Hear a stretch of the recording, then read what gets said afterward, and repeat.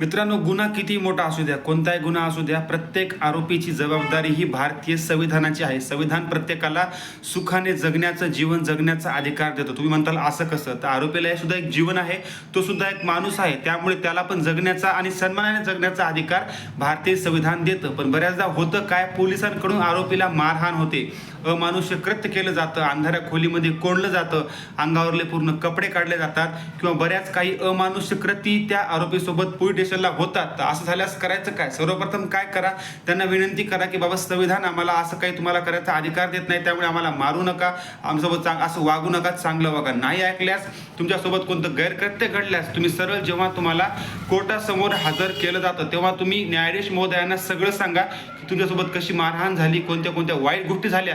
लगेच न्यायाधीश त्या पोलिसावर कारवाई करतील आणि तुम्हाला न्याय मिळेल, कमीत कमी तेवढ्या पुरतं तरी. ठीक आहे, धन्यवाद. फॉलो करा.